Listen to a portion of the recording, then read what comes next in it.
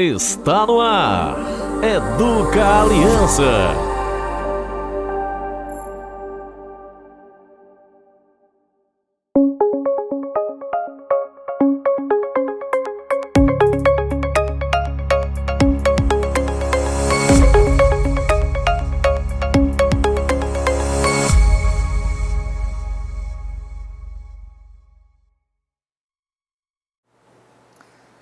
Alunos, sejam todos bem-vindos ao portal Educa Aliança para mais uma aula de História. Eu sou o professor Eduardo e hoje vou estar aqui com vocês para darmos continuidade aos nossos assuntos do quarto bimestre. E hoje nós vamos falar, gente, já vamos adiantar aqui o título da aula aqui para vocês, né? Nós vamos falar sobre como terminou a Guerra Fria e como que a União Soviética voltou a se chamar Rússia, esse país aí que existe aí, né, que nós conhecemos muito bem aí, chamado Rússia.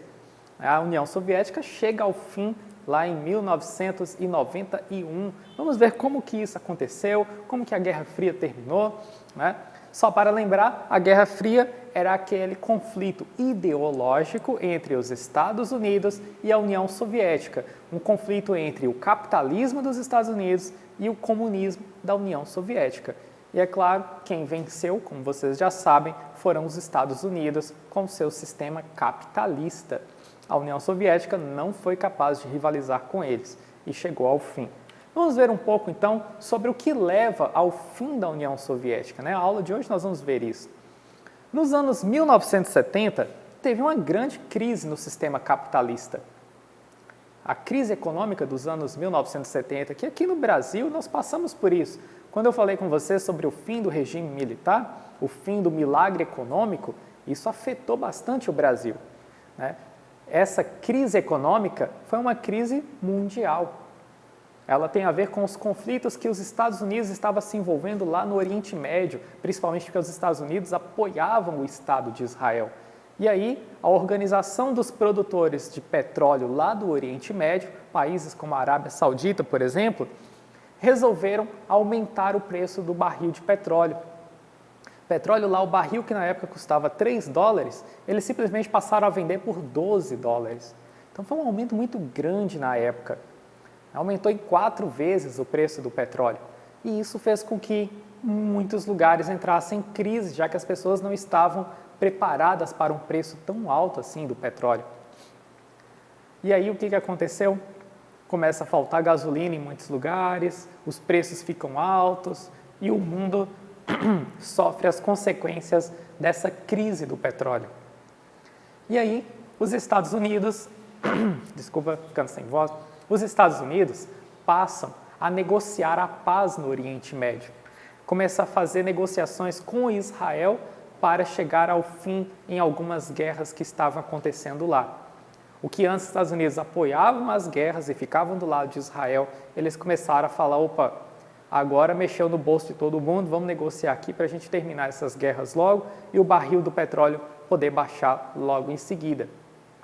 Essa crise econômica, ela tem o seu lado ruim, que aumentou o preço de muitas mercadorias, gerou uma crise no mundo inteiro, inclusive no Brasil, mas ela também teve um lado bom, porque quando você tem uma crise, o que as pessoas fazem em momento de crise? Elas discutem e começam a planejar como vão fazer para sair dessa crise, como é que eles vão melhorar a vida. O mundo não foi diferente. Logo depois dessa crise dos anos 70, eles começaram a implantar ainda mais algumas ideias que já vinham sendo discutidas desde o final dos anos 1950, a chamada Terceira Revolução Industrial, ou Revolução Técnico-Científica. Na crise dos anos 70, muitas pessoas começaram a protestar, obviamente, no mundo inteiro contra aquela crise econômica, insatisfeitas. No Brasil teve muitos desses protestos, pessoas insatisfeitas com o preço dos produtos que estavam altos demais, desemprego, né, muitas fábricas fechando as portas, que o petróleo tinha subido demais e o governante ele está ali para atender os nossos interesses.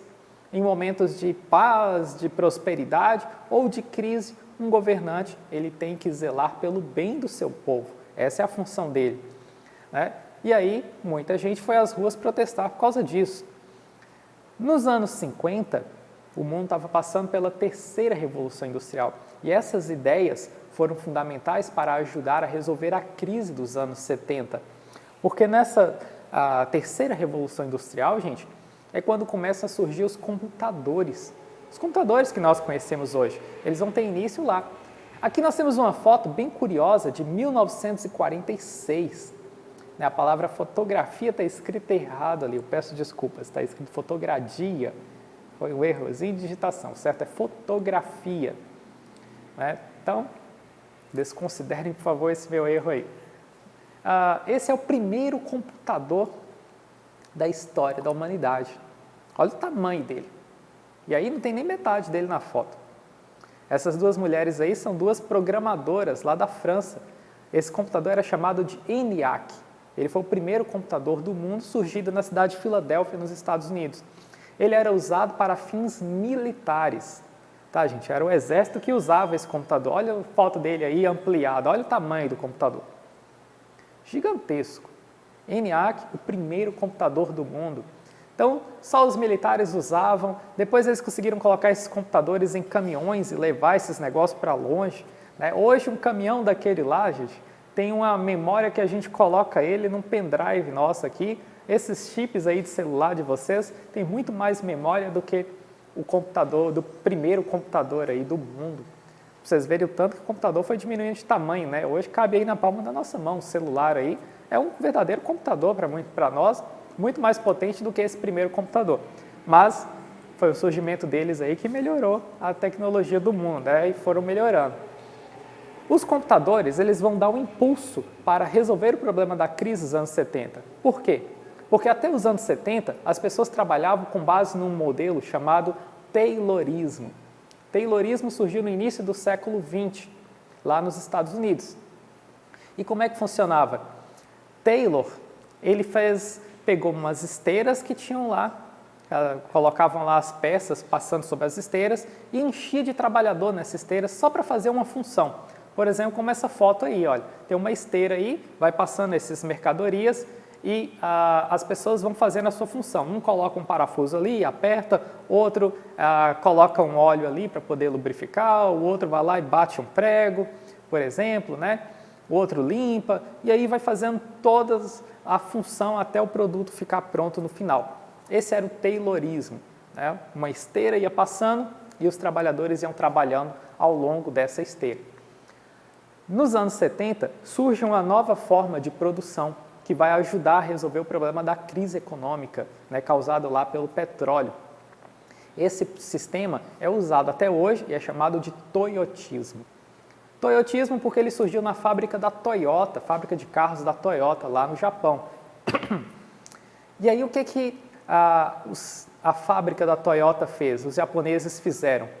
Eles conseguiram produzir mais rápido as suas mercadorias, os seus carros, com um preço mais baixo, usando a terceira revolução industrial, ou revolução técnico-científica.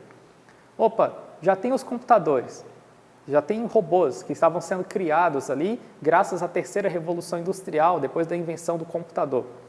E aí, no Japão, eles usaram máquinas que ficavam de um lado a outro nas esteiras e os carros iam passando e essas máquinas iam fazendo o trabalho. Com isso, não precisava de trabalhadores. O que antes, no modelo taylorista, estaria aí lotado de gente fazendo uma função do lado e do outro no carro, colocando uma roda, apertando um parafuso, colocando um vidro, as coisas passaram a ser feitas então pelas máquinas. E a única coisa que eles precisavam era de alguns trabalhadores qualificados para operar essas máquinas.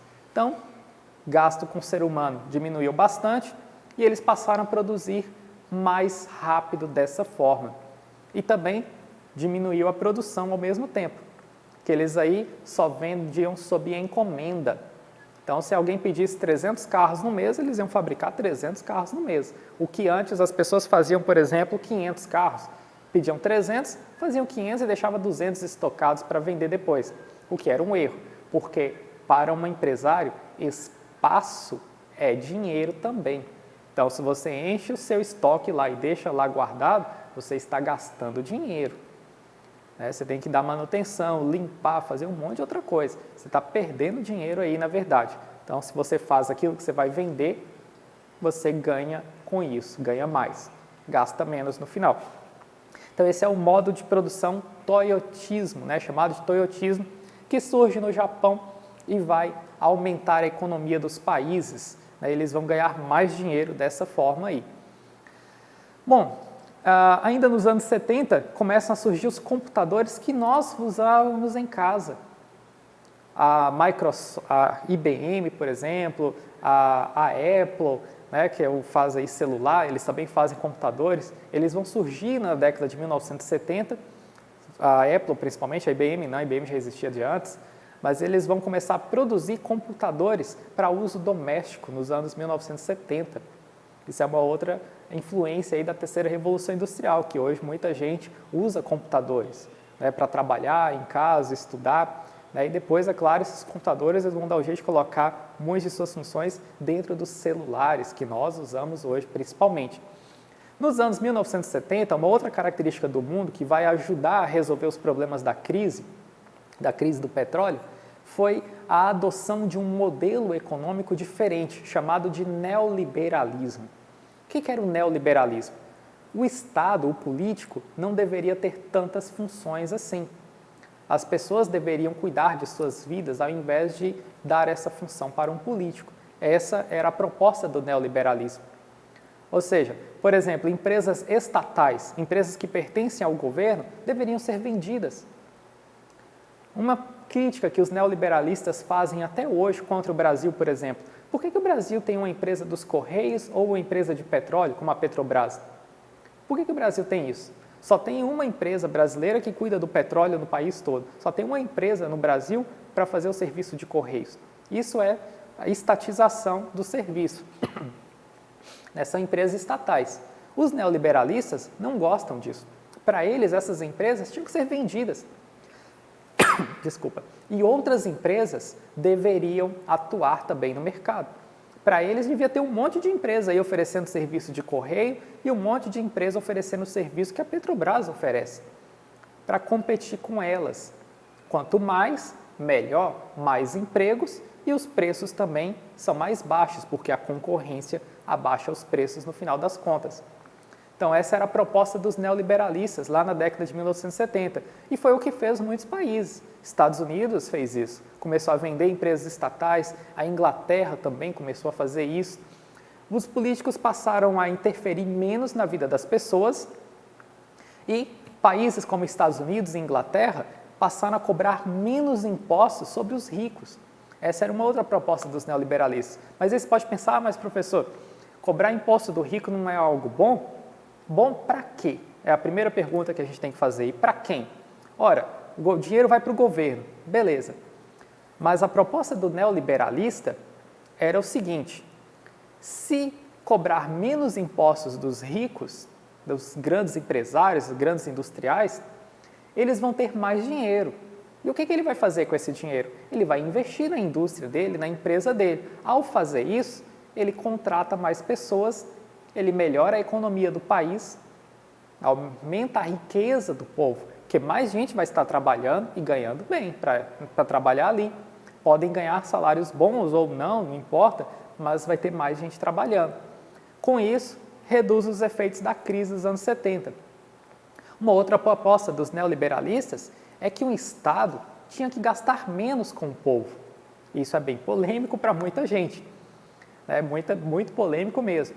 Então, os neoliberalistas eles achavam que o Estado não tinha que ficar gastando dinheiro com o povo, não, gastar menos. Saúde, educação, por exemplo, tinha que deixar as pessoas pagarem menos impostos para sobrar mais dinheiro e ela usava esse dinheiro para pagar para sua própria saúde, para sua própria educação, como aconteceu nos Estados Unidos. Nos Estados Unidos aí a saúde é paga, né? Você tem que pagar lá para ter acesso. Não tem um SUS nos Estados Unidos, por exemplo, e eles fizeram isso lá. Na Inglaterra eles também fizeram isso, mas hoje a Inglaterra tem um sistema de saúde público lá e que é muito bom, por sinal, né? Pouquíssimas pessoas na Inglaterra, por exemplo, têm plano de saúde, porque não vale a pena, já que eles têm uma saúde de excelente qualidade lá. Aqui temos dois grandes representantes do neoliberalismo no mundo, gente. são líderes políticos dos anos 1980. Essa foto é de 1985, foi tirada lá na cidade de Washington, na Casa Branca, né, que é o centro político dos Estados Unidos, a capital dos Estados Unidos. É onde vive o presidente, a Casa Branca. Temos ali o presidente dos Estados Unidos, em 1985, Ronald Reagan, muito famoso, e Margaret Thatcher, também conhecida como a Dama de Ferro, já que ela governou a Inglaterra com ideias neoliberalistas e ela era muito forte. Ela conseguiu impedir que os sindicalistas e os socialistas da Inglaterra tivessem voz. Ela colocou em prática as ideias neoliberalistas, reduziu gastos sociais e tirou a Inglaterra do buraco que estava, né, da crise que estava, né, por causa do aumento do petróleo. O mesmo foi Ronald Reagan nos anos 80 lá nos Estados Unidos. Ronald Reagan, ele foi um dos grandes responsáveis pelo fim da Guerra Fria. Essa imagem aí mostra para vocês algo que lembra os filmes de ficção científica, como Star Wars, por exemplo, né? Que são guerras espaciais. O que Ronald Reagan fez? Ele pensou o seguinte: olha, a gente está começando a recuperar a nossa economia, vamos ganhar dinheiro aqui e vamos avançar aí sobre o território da União Soviética. Como? Os soviéticos não estavam muito bem naquela época também, não. Estavam lá em crise também. Os Estados Unidos estavam saindo da crise com o neoliberalismo. As pessoas estavam ganhando muito mais dinheiro lá, trabalhando mais e ganhando mais dinheiro.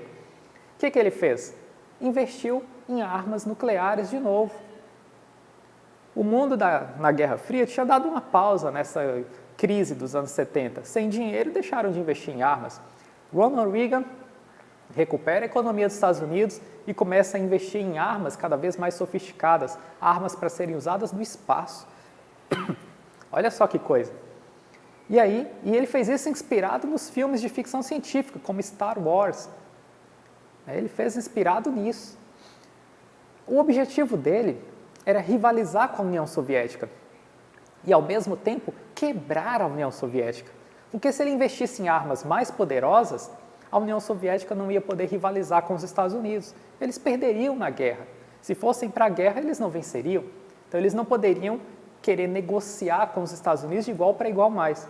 Então, ao fazer isso, Ronald Reagan, ele forçou os soviéticos a não ficarem para trás. E os soviéticos também tinham que investir em armas. Só que tinha um problema. Os soviéticos não tinham dinheiro para investir em armas. E aí começa o problema para eles lá, uma crise grave para eles. Bom, falando sobre a crise dos anos 70, nos países capitalistas, né? E como que eles saíram dessa crise? Através da terceira revolução industrial e do neoliberalismo, esse modelo econômico aí que ajudou esses países a saírem da crise. E a União Soviética? E os socialistas? Bom, os socialistas não passaram pela terceira revolução industrial, porque eles não tinham dinheiro para fazer isso. Eles não conseguiram mudar a economia deles. Eles não tinham condição de fazer uma coisa dessas. Eles ainda produziam conforme os moldes antigos lá do Taylorismo. E a crise também afeta os países socialistas, obviamente. O que aconteceu? A União Soviética ficou atrasada na questão tecnológica. As fábricas socialistas não conseguiam competir com as fábricas capitalistas mais. Elas estavam perdendo terreno. E para piorar, na chamada Segunda Guerra Fria, com o presidente Ronald Reagan, lá dos Estados Unidos, os soviéticos já não tinham dinheiros assim para investir em armas nucleares, enquanto que os Estados Unidos estavam gastando cada vez mais com armas e mostrando para a União Soviética, em caso de guerra a gente vai vencer. E os soviéticos não queriam ficar para trás e passaram a sofrer bastante com isso. Foi aí que nos anos 80 entra em cena a figura de um presidente da União Soviética, um líder da União Soviética, chamado Mikhail Gorbachev. O que acontece? Dizem que começou quando ele fez uma visita aos Estados Unidos, uma visita histórica, nos anos 80. E ele, na hora de ir embora para a União Soviética, ele falou, olha, eu quero comprar algo de lembrança aqui para levar lá para a União Soviética. E ele entrou no mercado dos Estados Unidos. E ele ficou abismado, chocado, porque ele viu uma infinidade de produtos a um preço baixo lá nos Estados Unidos. E ele ficou assim, as pessoas podem comprar tudo isso aqui assim? E disseram, sim, as pessoas podem comprar. Todos podem comprar o que quiser aqui. E era fácil de conseguir os produtos nos Estados Unidos. Na União Soviética, não. faltava comida, faltava tudo lá para eles. Todo mundo sofria lá com a fome, com a escassez e com a alta dos preços. E aí, Mikhail Gorbachev, dizem que ele ficou envergonhado e ao voltar para a União Soviética, ele tem a proposta de reformular o país para tirá-lo da crise. E ele lançou 2 programas, chamados aí em russo, de Perestroika e Glasnost. O que era a Perestroika? Era uma reestruturação da economia do país, para torná-lo mais competitivo. Fracassou. Eles não tinham dinheiro, os líderes tradicionais do Partido Comunista, lá da União Soviética, não gostaram nem um pouco, não aceitou, e aí eles não conseguiram avançar na Perestroika. Já o Glasnost, esse avançou, só que os líderes comunistas não gostaram nem um pouco também da Glasnost, não. Mas ela foi uma das grandes responsáveis pelo fim da União Soviética. O que era a Glasnost? Transparência. Transparência em notícias. As imprensas, os jornais, televisão da União Soviética poderiam falar o que bem entendesse. Deu liberdade, coisa que antes não podia. Num regime comunista, gente, você não é livre para falar o que quer. Se duvida do que eu estou falando, vai para a Coreia do Norte, vai para a China e para Cuba e vai lá falar o que você pensa. Vai criticar os governos desses países.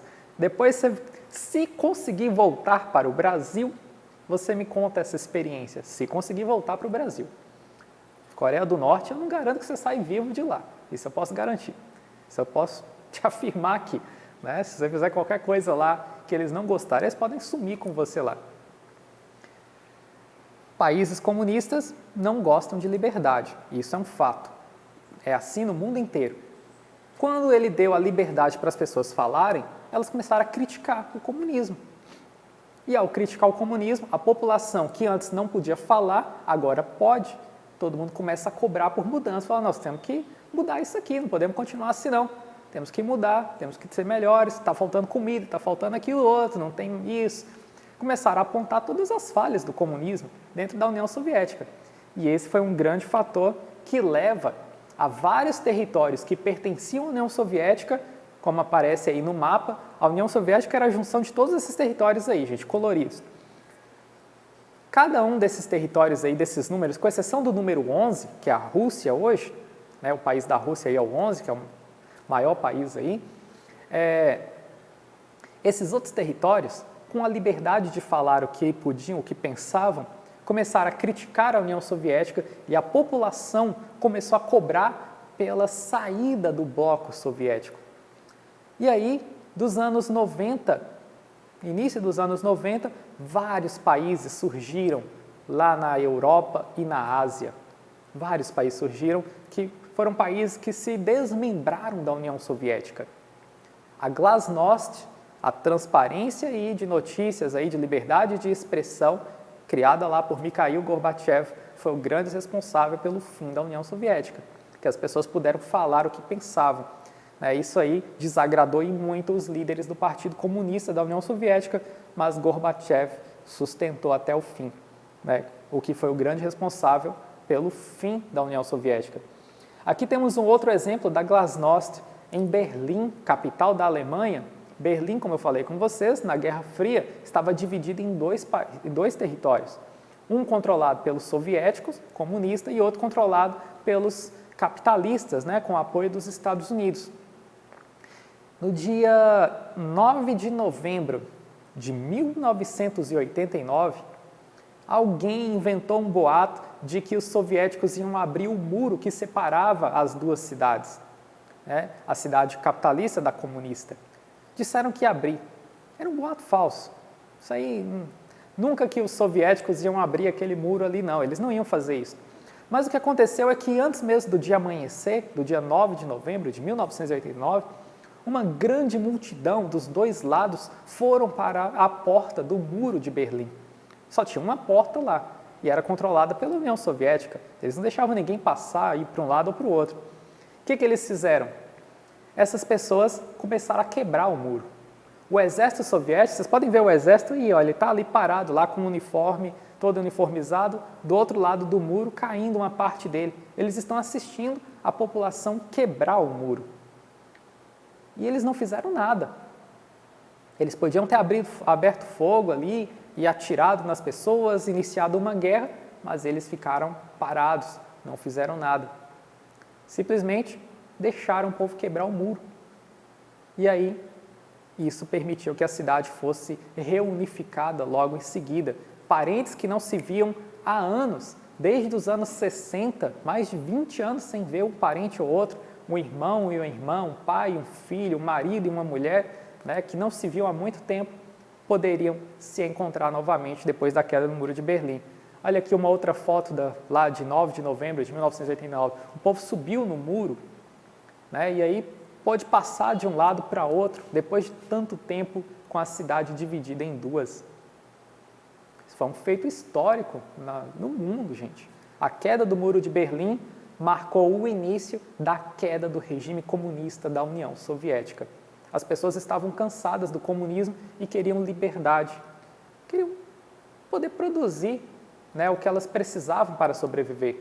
No lado comunista tinha muita fome, muita miséria, eles queriam ter uma vida melhor.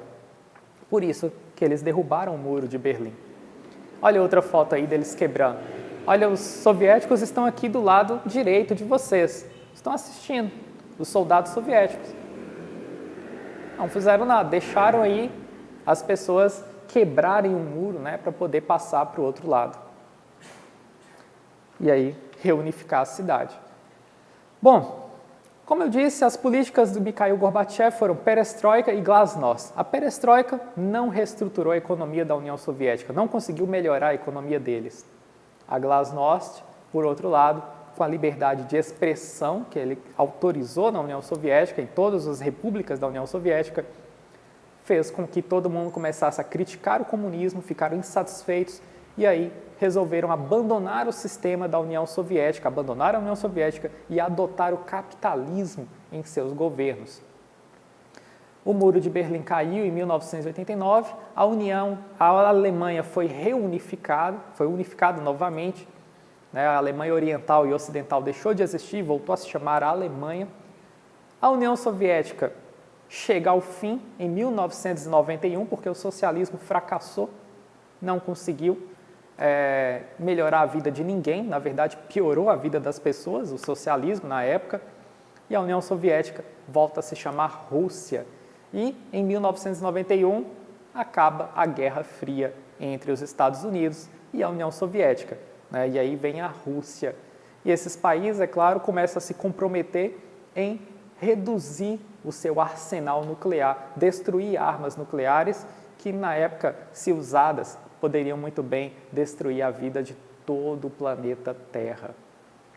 Então, esse período de terror aí que o mundo viveu na chamada Guerra Fria chega ao fim em 1991. Bom, nos anos 90 tem início uma nova fase da história da humanidade que nós chamamos de Nova Ordem Mundial. A Nova Ordem Mundial foi dominada pelos Estados Unidos, com seu regime, com seu sistema capitalista de governo. E os Estados Unidos passam a influenciar a vida de várias pessoas no mundo inteiro. Também nessa época tem uma intensificação de um fenômeno que já existia na época, chamado de globalização, que eu imagino que vocês já devem ter visto alguma coisa sobre isso nas aulas de geografia. A globalização é nada mais do que a intensificação dos meios de comunicação e de transporte. Isso é a globalização.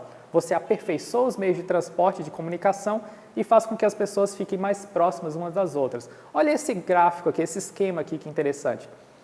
Em 1500 a 1840, olha o mundo como era. O mapa do mundo está em cima. Ele era maior. De 1850 a 1930, veja que o mapa do mundo diminuiu. E aí, nos anos 1950, o mundo diminuiu mais ainda. E nos anos 1960, o mundo ficou ainda menor. Isso, gente, é para fazer uma referência à velocidade dos meios de transporte. Em 1500, o barco à vela andava a 16 km por hora em média. Em 1960, os jatos de passageiro hoje andam entre 800 e 1.100 km por hora. Então, o que antes você podia levar um ano para poder viajar do Brasil, por exemplo, até o Japão, hoje você faz isso em menos de um dia. Menos de um dia você está no Japão. Então a velocidade aumentou. Não só a distância, a mesma distância passou a ser percorrida a uma velocidade maior e um tempo mais curto, mas também os meios de comunicação permitem que você possa falar com quem você quiser em qualquer lugar do mundo, seja telefone, internet ou através desse meio do qual eu estou trabalhando aqui com vocês, dando essa aula. E uma característica da globalização, né, é a instantaneidade. Graças aos meios de comunicação e de transporte, a gente quer tudo agora sem esperar nada por isso. Essa é uma característica aí da sociedade que vive dentro desse mundo globalizado. Tudo tem que ser para ontem, né, de certa forma. Bom, gente, nossa aula está chegando ao fim. Vocês vão ver mais em geografia, né, sobre a globalização. É um assunto bem interessante, bem divertido aí de se aprender. No mais, qualquer dúvida, entre em contato com a gente, os grupos também das escolas que vocês fazem parte. Não esqueçam de fazer as atividades, estudar bastante e a gente se vê aqui na próxima aula. Até mais!